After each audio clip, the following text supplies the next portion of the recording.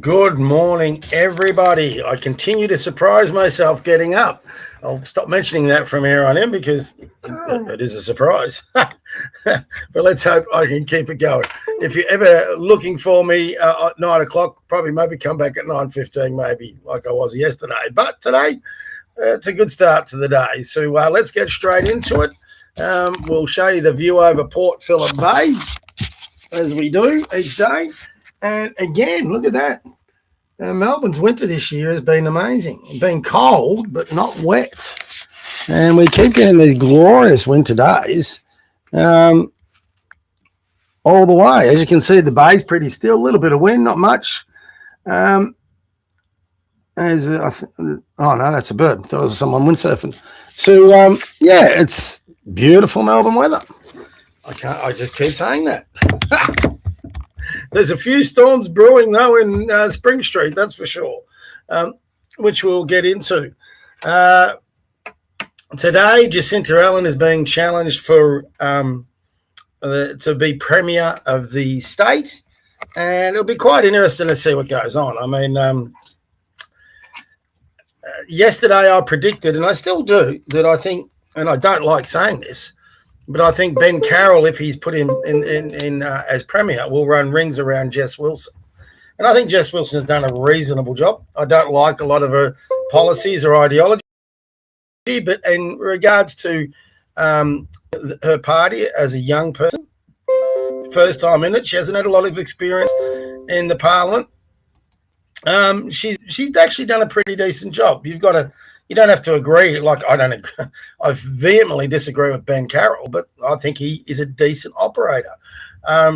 Jess Wilson has shown herself to be a calm hand on the wheels, unlike her disastrous predecessor, John Pizzuto. But the thing, the ALP is the ALP. The thing that concerns me about Jess Wilson is the people she's got behind her.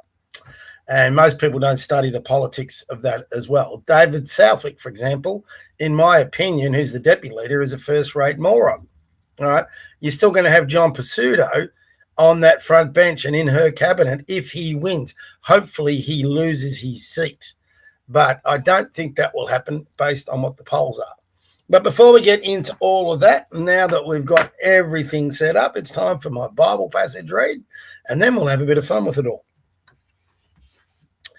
So we are up to July 28th. Oh, yeah, we did that yesterday, July 28th. I do like doing it this way. So, because this just comes up with random quotes on a date, sometimes they link in beautifully with the current events. And today's reading is complaining from Numbers 21 through 13. As they came through the desert, God's people complained. Moses was frustrated with them, and they made him go beyond what God had said. In the first month, the whole community of Israel came to the wilderness of Zin and camped at Kadesh. There Miriam died and was buried. There was no water where they camped, so the people gathered round Moses and Aaron and complained. It would have been better if we had died in front of the Lord's tent, along with our fellow Israelites. Why have you brought us out into this wilderness, just so that we can be here with animals? Why did you bring us out of Egypt into this miserable place where nothing will grow? There's no corn, no figs, no grapes, no pomegranates. There is not even any water to drink. Moses and Aaron moved away from the people and stood at the entrance of the tent. They bowed down with their faces to the ground, and the dazzling light of the Lord's presence appeared to them. The Lord said to Moses, "Take the stick that is in front of the covenant box, and then you and Aaron assemble the whole community. There in front of them, all speak to that rock over there." There in front of them, all speak to that rock over there. Did read it right. And water will gush out of it. In this way, you will bring water out of the rock for the people, for them and their animals to drink. Moses went and got the stick as the Lord had commanded. He and Aaron assembled the whole community in front of the rock, and Moses said, "Listen, you rebels, do we have to get water out of this rock for you?" Then Moses raised the stick and struck the rock twice with it, and a great stream of water gushed out, and all the people and animals drank. But the Lord reprimanded Moses and Aaron. He said, "Because you did not have enough faith to acknowledge my holy power before the people of Israel, you will not lead them into the land that I promised to give them." This happened at Meribah, where the people of Israel complained against the Lord, and he showed them that he was holy. Pretty appropriate, because we all complain an awful lot, don't we? And as a Christian, we all turn our back on Christ and God regularly. I do, I know that. Just in our actions and our decisions, we probably don't realize it at the time, but we do. I'm so guilty of that all the time. So hopefully you can forgive me when my time comes. And that's a key tenet of the Christian faith, isn't it? And we rest a lot of hope on that, which is probably silly. Coffee time.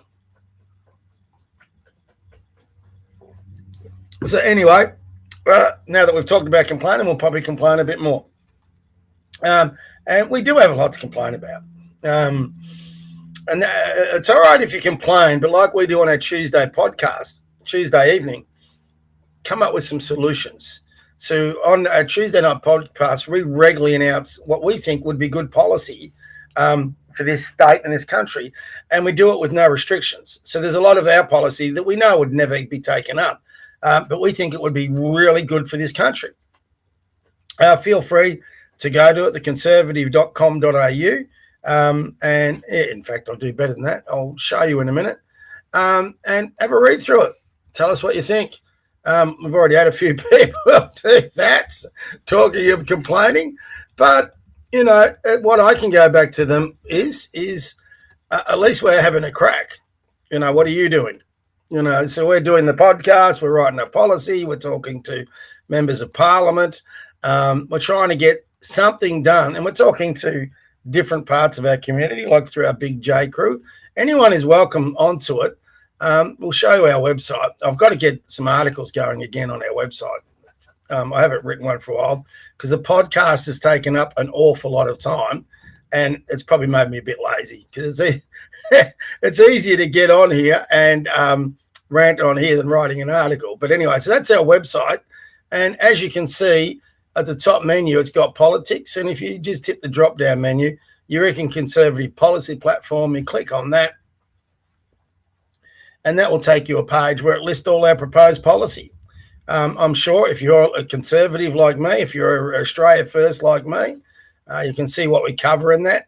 And then there's just a bunch of policies that we've announced over the journey. We do that Tuesday nights. We don't do it every Tuesday night, but we do it when we come up with a good idea and we chuck it up there and we detail it a little bit. I mean, we don't have the resources of government where we can cost these things, but most of it, I think, is pretty self-explanatory, and you could cost it yourself. So whenever you want to, have a look at it, see what you agree with, see what you disagree with. Oh, God. What the hell's going on there? Okay. They've when you do these subscription services like I do with this podcasting thing, one of the most annoying things about them is you get comfortable with the way the back end operates on them, and then they change it and update everything, and then you got to learn it all again. So annoying. So I'm in that process with this is Restream that I use on here. So anyway,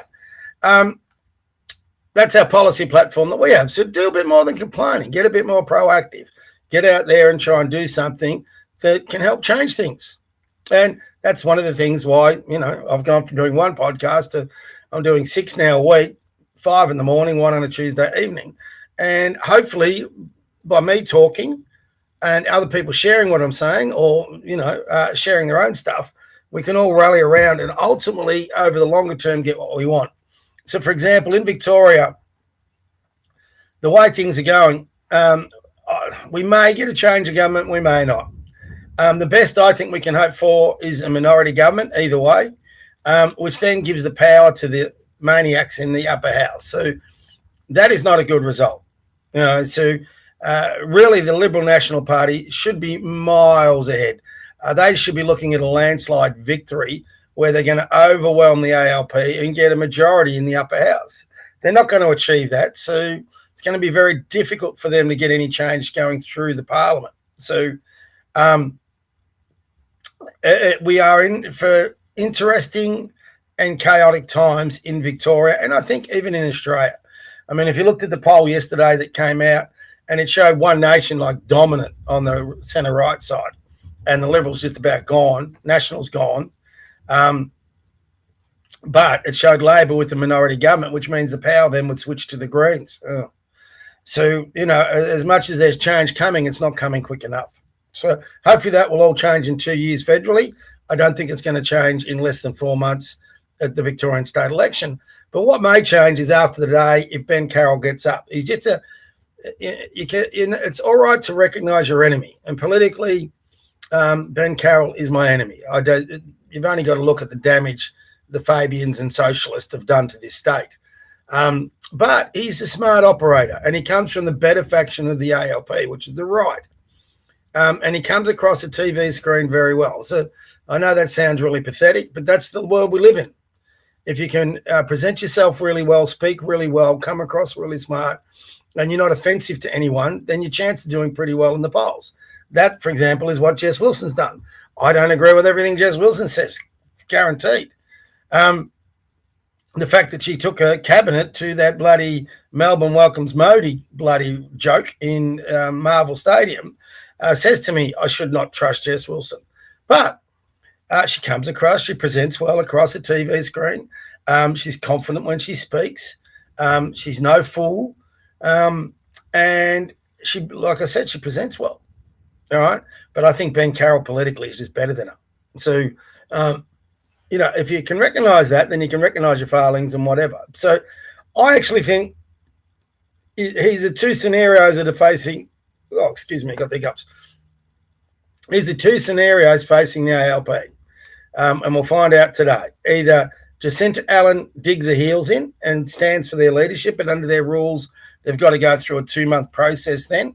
That would be a disaster for the ALP because all their in-house stuff would come out in the open. They'd be arguing amongst each other for 2 months to try and decide their leadership. But egos come into this. Jacinta Allen might go, well, I don't care what you say. I'm sick of my heels, and I think I'm the best leader for this state, despite everyone thinking she's crap. So if that goes on, that's a good thing for the LNP. I'd like to say it's a good thing for One Nation, but until One Nation put up a candidate's leader and actually start to appear, I mean, they've done strongly in the polls, but with nothing. I mean, I wanted to push the One Nation barrow for this election. I've been pleading with their leadership to come on the podcast to try and help them along. There was no negativity into it, and don't hear a word from them. Don't hear a word. So that is really disappointing. The invitation is still open. We're going to have empty seat interviews at the starting the end of this week. Friday is our empty seat interview day. That is going to be people who refuse to come on the podcast for whatever reason, and we'll conduct an interview via their text feed, and we'll see what they're doing. But I'll give you a look at One Nation in a moment. And it is really disappointing because that was an opportunity to send a powerful message. I'm not too sure it still is. I mean, you can't treat the public like this where you just hope you're going to fall into government and you won't produce a set of policies for the state or candidates or anything like that. I think you just lose all credibility, and they had credibility. They were leading the polls. The last poll came out not long ago, they were 30%. The latest poll that came out, they were 19%. So I don't know whether that's played a factor. I think you got to see half a dozen polls before you make a decision. Some people jump up and down about every poll. Shout out to Marco there, which I'll show you a little bit later on what he's got. He sees a poll and the world comes to an end if there's any up and down in the polls. I mean, I've been around this thing long enough to know the polls, most polls are pretty useless actually, because if you're polling 2 years out, so many things can happen in 2 years. But anyway, back to Victoria. It will be interesting to see where it goes. I think the job for the LNP will get harder if Ben Carroll gets in. If Jacinta Allen digs her heels in, that'll make it easier. If Jacinta Allen reads the tea leaves and steps aside for Ben Carroll to step in, then it's game on. I think Ben Carroll will do a good job. And when I say a good job, not a good job running the state. You're now in campaign mode. They haven't called the election, but the election campaign's begun. The started gun's gone off. And Ben Carroll will be very good, I think, at campaigning. And I think he'll show up Jess Wilson. But I hope I'm wrong. I wish I could say something about One Nation and who he would be taking on there, but we don't know. So One Nation, pull your finger out. If you got all these candidates, you've got all these people, as we regularly keep hearing, get them out there. There's plenty of us like me out here that will support you. We're waiting for it with bated breath. We've been pleading with it. What's going on? Come and talk to us. Tell us what's going on. So, yeah, that is where we are in Victoria, and this is going to have repercussions across Australia because if the ALP get in and continue to do their disastrous job, which they will,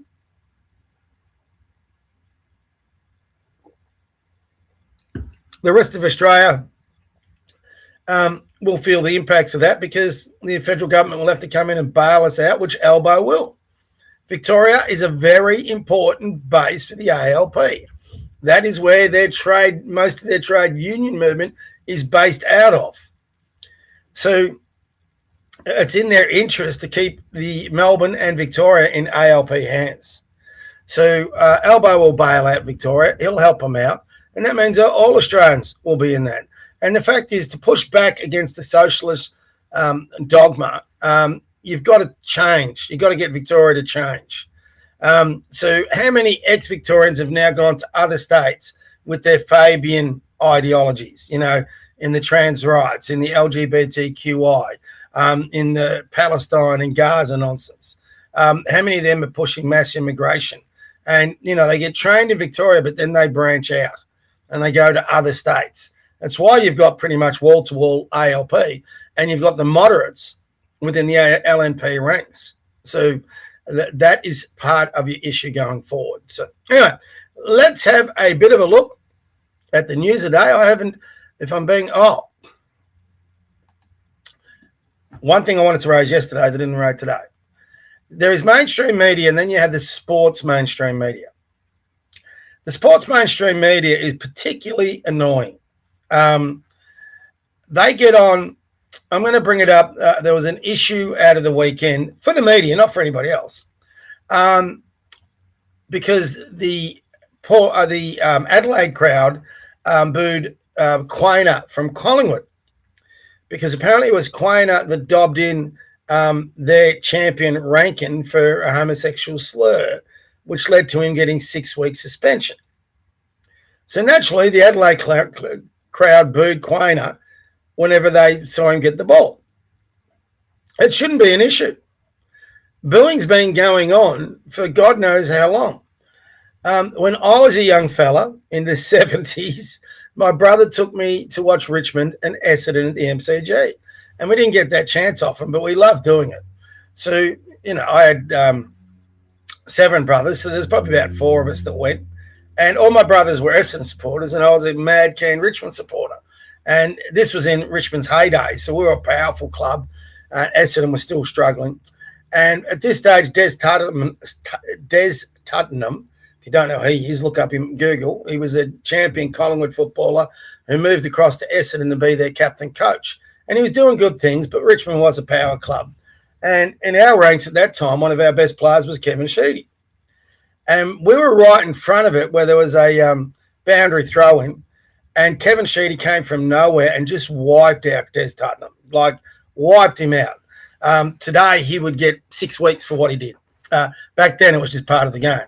And Tuttenham got knocked out, had to be carried off. And you reckon the Essendon crowd, we're right near the Essendon cheer squad, you reckon they didn't go nuts at Sheedy for the rest of the game? Like, if you're talking about booing, this was next level booing. It was nothing like what they were talking about the other day. And every time you went to an Essendon-Richmond game, Sheedy copped it, which is quite ironic because then Sheedy went on to coach Essendon and now is an Essendon legend. So people are forgiving, but people also, everyone has their work week, their kids, all that. Sport used to be about going out and letting out your emotions. Now, in every sporting stadium, there's idiots that turn up and they do ruin it. I saw a classic video from, again, in the 70s of a St Kilda supporter, and the language he was using in front of other people and kids was just disgraceful. I mean, that part shouldn't go on. But for the crowd to boo someone, and last night we had, if you're an AFL supporter, you know we had Caroline Wilson lecturing everybody again about how unacceptable Australian crowds are, and they were booing, and how Australian crowds forced Adam Goodes out of the game because they booed him all the time. Well, if that's the case, Kevin Sheedy should have been forced out of the game. But maybe Kevin Sheedy had a bit more resilience. And as always with the media, they've got to break it down into racism. The crowd booed Adam Goodes because he was an Aboriginal, an Indigenous player. No, they didn't. They booed Adam Goodes because Adam Goodes was a dickhead. Nothing more, nothing less. And Adam Goodes provoked a lot of that crowd reactions with his antics on the field. I don't think anyone would deny how great a footballer Adam Goodes was, but he had to just take all his victimhood mentality on the crowd. And before Adam Goodes started acting like a dickhead, he was acknowledged everywhere. White, black, indifferent, doesn't matter. He was acknowledged. But then he brought his Indigenous victimhood onto the footy field. He could have practiced that anywhere else, but he had to bring it onto the footy field, and people didn't like it, so he got booed. Had nothing to do with racism. But Caroline Wilson's still got to push that. She's one of the most pathetic journalists in sports mainstream media. Just a pathetic human being who thinks she's far better than what she is. I worked in the AFL industry for a little bit, part-time. I can tell you, they can't stand her. They all shut up because she's in the media, And well, as we found out this week with Patrick Dangerfield, they can be cowards in the media. Sorry, they can be cowards in the AFL because they're worried about their public perception. So they won't dare speak out. Some will. And then yesterday you've got, as another example, you've got Kane Cornes, who should know better. He's a former footballer.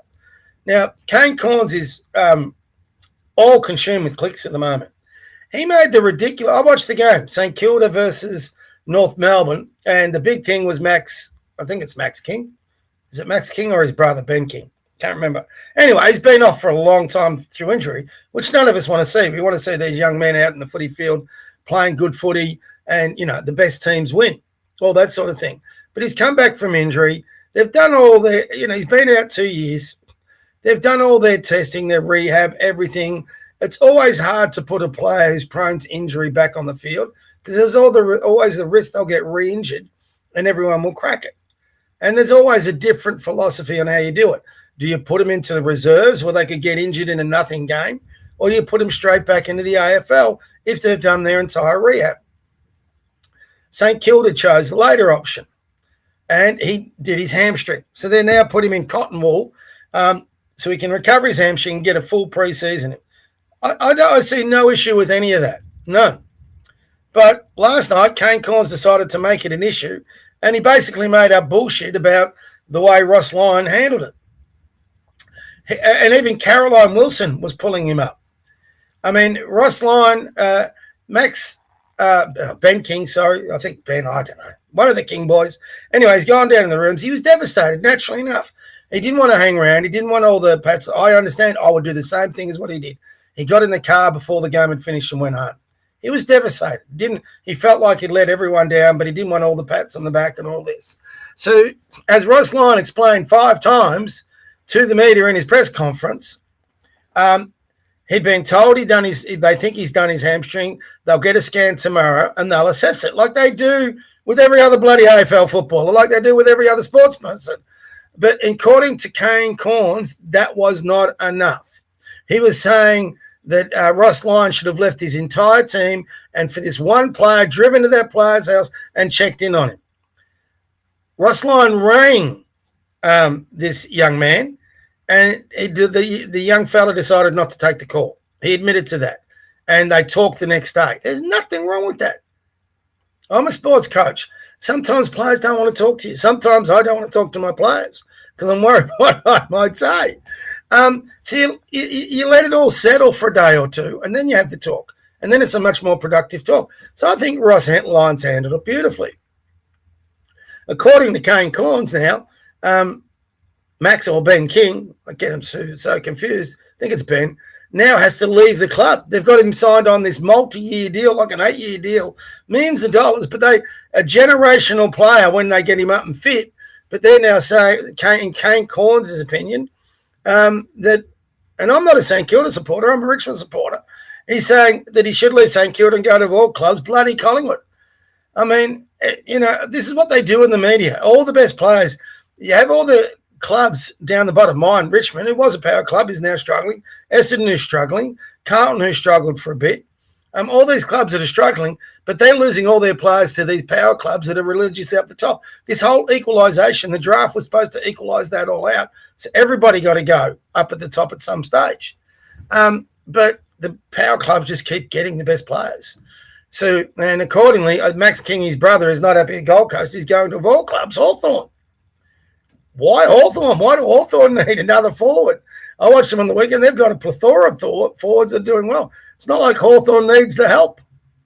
So, anyway, according to Kane Cornes, because Kane's an idiot, Max needs to go across, Ben needs to, go across to Collingwood. What for? Why? St Kilda have looked after him beautifully for 2 years. They've been patient. They've put him through all the rehab, the injury treatment. They've done everything right to protect this kid. But Kane Cornes reckons that's not enough and he should leave. I mean, media across everything is just pathetic. And if you're not an AFL follower or whatever, I'm sorry. But if you are an AFL follower, you'd understand what I'm saying. But all the media ever want to do, whether it's sports media or mainstream media, they think they are entitled, they're privileged enough to lecture all of us about how we should act, how we should behave, and how we should think. Not only that, but who we should talk to. Don't believe that? Look at the Tommy Robinson carry on. Pauline Hanson went over for an interview with Tommy Robinson, a far-right dog, a criminal, all this sort of thing. Who cares? He's done his time. And I think he was crucified by the legal system and should never have gone to jail. Look into the background. Look into the facts. He's not far-right. He is anti-immigration. That doesn't make you far-right. He's not asking for people to be put in camps. Is he asking for people to be remigrated? Yes.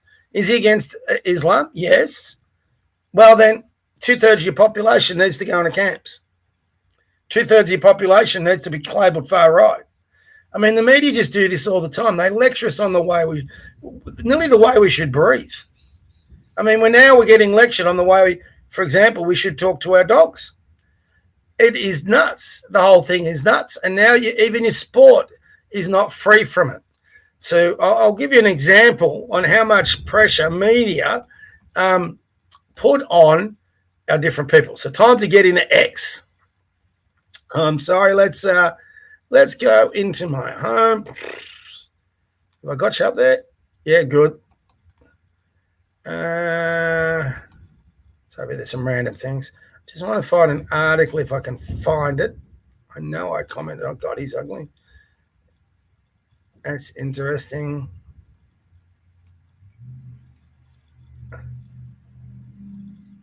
So this is Cara. I'll give you an example of lecturing. Aussie Rules fans are the best fans in the world. The targeted booing, it's not what we expect of our fans, and we don't usually see it, and it was disappointing, and I think the clubs have both dealt with it in an appropriate way. Not sure about that, and Andrew, they're not the best fans in the world, I mean, by any stretch. But why is she bagging her own countrymen? The silly old hag. It's interesting, I saw her in a morning interview. God, she looks a mess. They must put an awful lot of time into her before she goes on a TV. They lost that mantle more than a decade ago when football fans across the country booed Adam Goodes out of... Here we go again. Just a nonsense. They want to listen to what she says. The reason is for booing Adam Goodes. Of the game. And since then, not a year has gone by where a player has not been racially vilified. And there we go. So are there racists in us? Of course they are. Are there racists to go to the footy? Of course there are. But then to put every single supporter into that bundle of racists, I mean, this is classic media. And classic of this bit, she's a socialist. I guarantee you just got to listen to the comments she makes about anyone on the right, let alone the far right. I know this one wasn't racial by a clown. So she brings up racism, even though this one wasn't racial. In the crowd. And I don't know about you, but more and more when I sit at the footy, the language and the abuse has got worse. So stop saying it, Andrew, and be stronger in cases like Quainer, as Adelaide should have been after Isaac Rankin was suspended last year and again on Friday. And certain sections of the media last year, as I said, when Rankin was suspended, and again before and after the game, didn't exactly cover themselves in glory either. And that's enough to listen to her. I mean, she's just a righteous, privileged, self-serving bitch. Sorry. Here's an example of this is what I saw on the thing. Look at this guy. This is back in probably looking at the jersey. It could be any time, actually, 70s, 90s. Listen to the language. She's saying the language has got worse. No, it hasn't.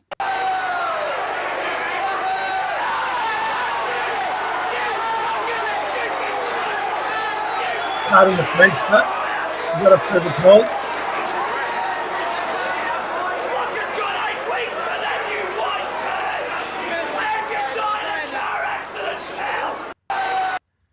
She dies in a car. Yeah, but language has got better, Caroline. So that is your old Moorabbin Oval supporter in the cage. They were nuts. But Cara thinks it's gotten worse. I mean, I don't know what world she's living in. Let me have another. I just want to get a look of how much the media. This is interesting. So, we hear all this bullshit about Albo. This guy is a legend of the ALP, Arthur Corwell, all right? Leader of the Australian Labor Party in 1967. My dad used to talk about him. If Australians are ever foolish enough to open their gates to people other than Europeans, they will soon find themselves fighting desperately to stop the nation from being flooded by hordes of non-integratables. Arthur Corwell, leader. Now, this is something, for example, One Nation should be using. All right. There was one I'd sent to them yesterday, and they had a person who made the argument in an opposite way on migration, not in the fact that they're flooding us, but how their countries are leaving desperately need them. And by us accepting all these immigrants is not actually helping third world countries to get better. It's making it worse. It was really an enlightening sort of attitude towards the immigration debate. And it's something I think One Nation should be pushing. And what people probably don't know is the political party that introduced the White Australia policy to Australia was, in fact, the ALP. So I'm hoping I've got this one. There's my darling. And over him. Yeah, might not have it in there. Damn it. I did have it. I've got to be better prepared. I'm sorry, guys. We'll try replies. We'll see if I've got it in there. Because it's just a classic example of what I'm talking about with mainstream media. There's another couple of classics I want to go through there.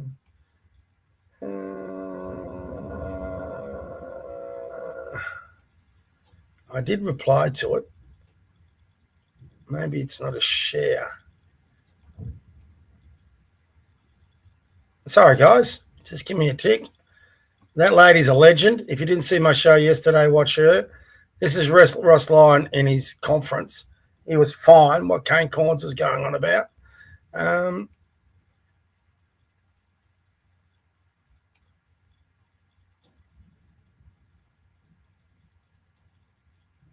I'm on Dangerfield. Where are you? I might have to come back with it tomorrow. It'll be probably in my notifications. That's disappointing. I should have put it. Maybe I have put it in my bookmarks. Anyway, time to go to my bookmarks. Speaking of which, so let's have a look at the interesting things I've found. And I, again, haven't had the chance to clean up. This is the young fellow I was talking about, Marko Matvikov. Hope I'm pronouncing that right, Marko. I find Marko an interesting. I followed Marko because he does make some interesting points. But lately, he every time One Nation goes down in the polls, he likes to make a big song and dance about it. And as you can see, every poll he's actually pushing this out. So his point. This is Jacinta Allen's approval rating. And little wonder she's 71%. I mean, anyone leading Victoria at the moment is not going to have a great rating because if things aren't going well, the public rate you poorly. So naturally enough, she's got a bad one. But he's making the argument, the worst ever approval rating of any Premier news poll history, and she's acting like a petulant child refusing to step down. When colleagues come to her to ask her to resign yesterday, she literally pulled a no you, which means she wants them to resign. Her party never elected her as leader, and she still has the temerity to make it difficult for them this close to an election. What would motivate somebody to behave this way? What is she afraid could follow if she loses control? So the big theory is she doesn't want to step down because it would expose all the fraud and corruption, which, look, if they lose the election, it's going to get exposed anyway. So, and if Jacinta Allen is leading them, they will lose. So if that's it, it sort of doesn't make a lot of sense because if she was looking to save her own ass, she needs a Labor government to do it. So if she leading the party is going to lead them to being defeated, she would be better off stepping aside. And also that thing to say that her party never elected her as leader, well, they accepted her as leader. Whether she got elected or not, they were all backing her the whole time. Here we go. This is Melbourne. This is why her approval rating is so... Nothing matters more to me than keeping Victorians safe. A few moments later. A Mill Park family has been forced to run from their burning home after it was torched in an early morning attack. Arsonists set fire to the dining room, but as Jordan Quinn reports, they raced away before police arrived. Shot. Good afternoon. Well, a family has been forced to run from their burning home here in Melbourne's north after arsonists firebombed the front dining room just before 1 o'clock this morning. It's understood they took off in a silver car while the residents evacuated into the backyard. Firefighters were quickly called, dousing the blaze, but the ordeal certainly has neighbours in this quiet cul-de-sac on edge. A couple of weeks back, from what I've been told, there has been some other things happening, but not to this extent. And I don't know why this sort of thing has happened. It's understood the father runs a cleaning business. He's told 7 News he has no idea why his family home was targeted, but police certainly will be investigating any links to previous incidents. Arson chemists combed through each room of the home this morning, searching for any clues that may lead them to making some arrests in the near future. Diversity is our strength. How do you say that without laughing? Oh my gosh.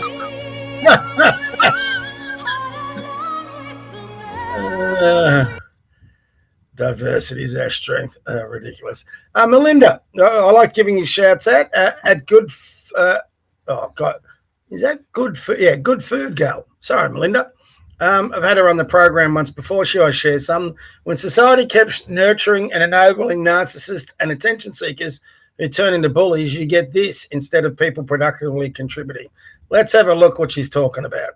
Provide ID, all I have to walk around with a chromosome test result in my pocket. Now I have a vajayjay. I've had it all my life. I've also been misgendered for most of my life, but it's not like it matters whether some people don't know if I'm a man or a woman, right? Well, that's unless laws get passed saying that trans women are banned from women-only spaces, because that means that at some point, someone like me who gets mistaken for a man is going to have to prove that I have a vajayjay. So, say I want to use a public toilet at High Point. Am I now going to need to provide ID? Or I have to walk around with a chromosome test result in my pocket? Now, that's $450. Do I have to pay for that? And what if I've left my ID and chromosome test at home? Am I going to need to pull down my pants to prove that I'm allowed to use the women's toilet? And who is going to look?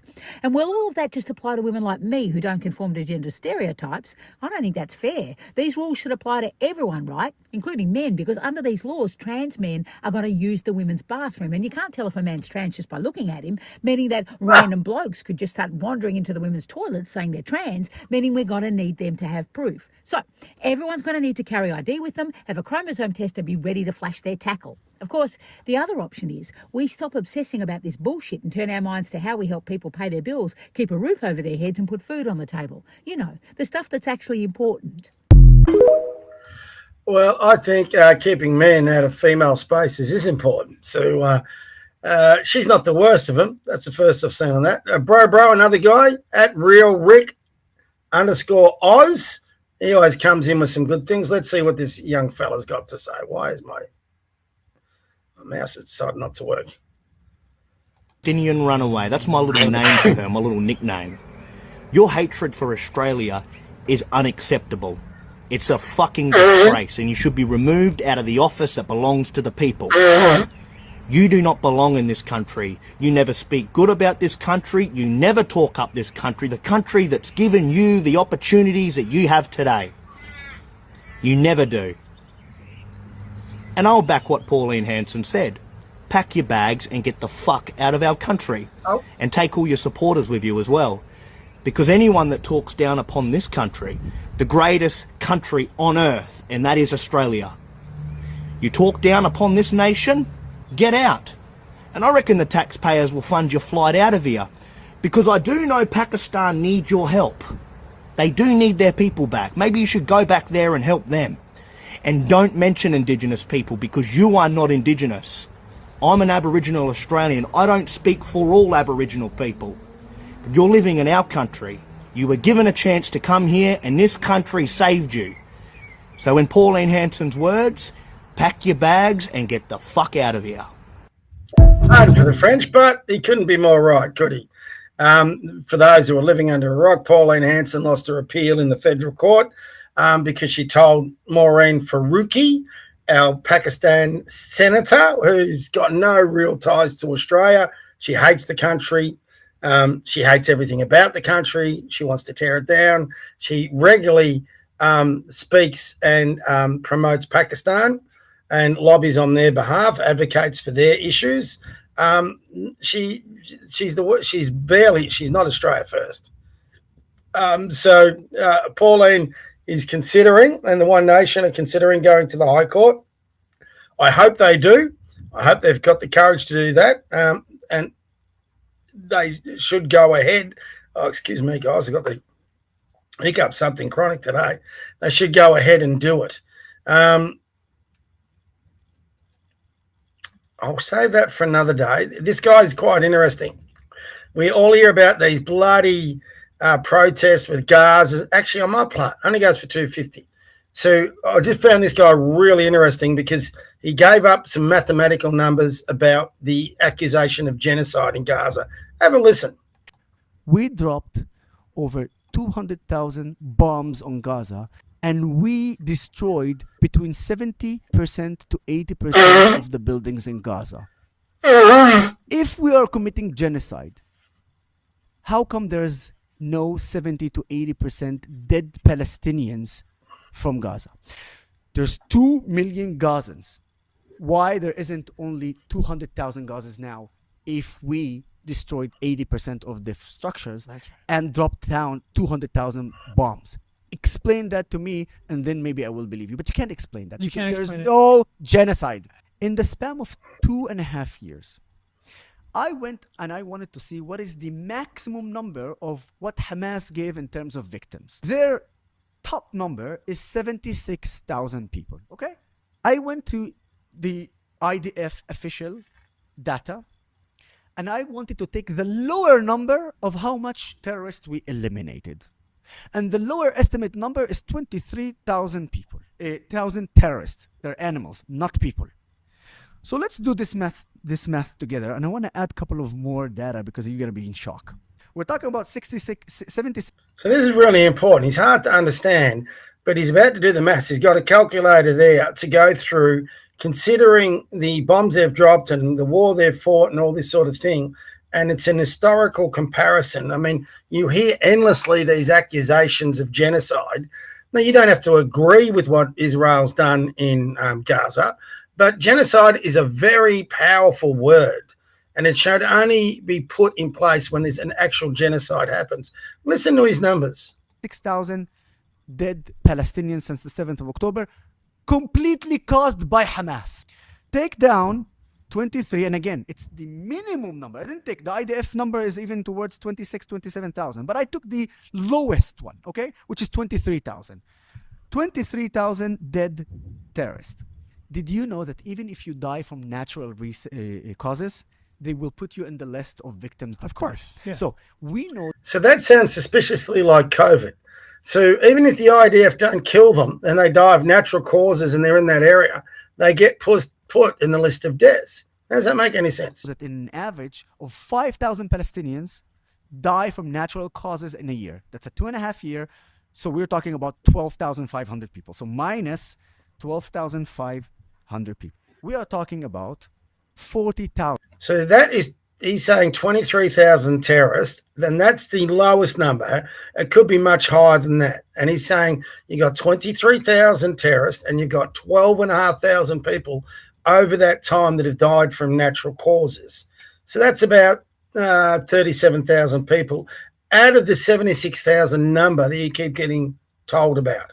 So if you're a terrorist who's committed those atrocities on October 7th, no sympathy, all right? If people have died of natural causes, well, they're going to die of that anyway. So they shouldn't be in these numbers. So let's keep going. Innocent Palestinians. Why I'm saying like this? Because I will never trust a terrorist organization. This is actually almost 1 to 2, which means on one dead terrorist, unfortunately, 2 innocent people were actually killed. Do you know what is the international average ratio in a modern warfare? 1 to 9. Wow. Now that's really important. And everyone goes on about the IDF and ends up banging, but no one looks at the numbers. These numbers have been out there for a while, but you've got the likes of Tucker Carlson, Candace Owens. You've got a plethora of all these online ones saying there's genocide, and they just keep saying genocide, Anna Kasparian. And if you hear it enough, you're going to believe it. But in any warfare, modern warfare, For every opponent's death, so your enemy's death, there will be 9 civilians. That's what he's saying there, that also die. He's saying in Gaza, it's 1 in 2, which is ridiculously low. And what he's also saying, which I think is pretty irrefutable, yes, there are innocent Palestinians, but there's also a lot of Palestinians that support Hamas that will shield them, feed them, do all sorts of things that really, and you've only got to watch the images from October 7th where they brought Israeli dead and hostages back into Palestinian towns, and they're all celebrating. So there's a lot of non-innocent Gazans as well. Just like I'm sure there's a number of non-innocents in Israelis who would take a lot of joy in killing Palestinians. There's hatreds that go back 2,000 years, and yet people in Australia who don't understand these hatreds and in America who don't understand it are making judgments on it. We beat that ratio under the worst circumstances and conditions in a war, where an organization uses their... And if you're like me, you're a bit of a war historical junkie. What he says there is very important, because this was pretty much urban warfare. And in urban warfare, civilian casualties go up enormously. You've only got to look, for example, into the Battle of Stalingrad in World War III, which is one of the worst cases of urban warfare, or when the Soviets invaded Berlin at the end of World War II. Did I say World War III or stuff? Sorry, both those were in World War II. And in those things, civilian casualties were through the roof. And then, especially in Berlin, the case of rape after it, when the Russians took over Berlin, was enormous. So, that is really important. So in an urban warfare environment, to keep it to 1 and 2 is actually quite incredible. Own people as human shield uses mosques, church, and schools, UNRWA schools, as terror bases, and yet it's still a ratio of 1 to 2. So, no, you can be against Israel. You can be against the IDF. That's your right. But at least know the facts on what they're saying. So that was a really important one. A lot of people don't get that pointed out. I've got a bookmark, Peter. That was our last one from yesterday. That was a bit of fun. Oh, God, I've been so busy at work, I haven't really got onto X much. Let's go into notifications. I'm nearly done. I'm actually 10 minutes early. I mustn't have had a lot to speak about.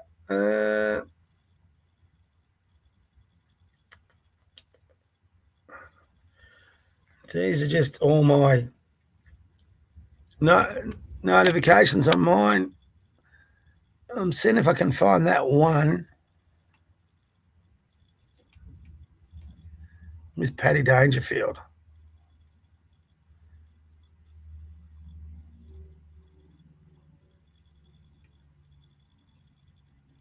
And I could be wrong. Yeah, no. I will find it and I will come back. That's disappointing. I thought I'd saved it. Tell you what, I will try my... That's why I need a producer, folks. I'll see if it's just in the bottom bits. Had her, had him. Don't know what that one's about. Sometimes you accidentally click and get into moderates. And some of these are just for my own consumption. I read a very interesting article from Tucker Carlson from a guy who used to be his friend. And they, if you follow Tucker, you would know that he claims he had an encounter with a devil, or a demon, I should say. And I'll stop sharing. And it was on this morning. I might share it tomorrow. But he's an Orthodox person, Orthodox Christian, and he had a friend who's an exorcist. And they offered Tucker Carlson for this exorcist to come and meet him and try and exorcise these demons that he claims, he admits he's had an encounter with demons. And interestingly, Tucker said no, he just needs the Bible to deal with it, which is kind of bizarre. I don't think if I think I've had a demon attack me in the night, I would be getting an exorcist in. And apparently he had another exorcist. This exorcist guy had a mate of his, and they both were naturally talking about it on how they could deal with it because they thought they were going to help him, and he's rejected it. So, and right on cue, Tucker Carlson's out saying how Qatar should be one of the main allies of the USA. He never-endingly pushes Qatar and the Muslim Brotherhood or the Hamas, who are based out of Qatar, some of the world's worst terrorist organizations, and their proxies are based out of Qatar. It might be the most wonderful place. It might have all this other thing, but to keep pushing a Islamic State to be your core ally when you are a Christian country, and America is still a Christian country and needs to go back to those roots, that's a bit of a concern. And so, for a guy who's America first, proclaims to be America first, it's amazing how often he pushes Qatar. I'm not too sure whether Demon Story is all rubbish or whether it's legitimate, but there's certainly been a change in his attitude and behavior since that Demon Story. It's been quite interesting. Anyway, that's it for us today. That'll do me. Doesn't have to go for an hour. We've allocated an hour for the program, not as much. Plus, I want to get down and see what's going on with Jacinta Allen. We'll see you all tomorrow morning, 9 o'clock. If you've got any ideas or you want to even come on the podcast, send me a DM. Happy to have anybody come on and be a guest. I can do my little monologue for half an hour, and then we can chat for half an hour or whatever after that. But for now, from me and my co-star, there he is. He's coming across to say goodbye. We haven't introduced JJ today. Come here, mate. Not interested. There he goes, back on his bed. He goes, no, bugger off, Dad. Much more comfort and warmer up here. So from me, from JJ, God bless you, God bless your kids, God bless your grandkids, God bless that flag, this country, and we'll keep continuing to work to get it back to as close to what she once was. All right, everyone. See ya. Have a great day. We'll see you tomorrow. Bye for now.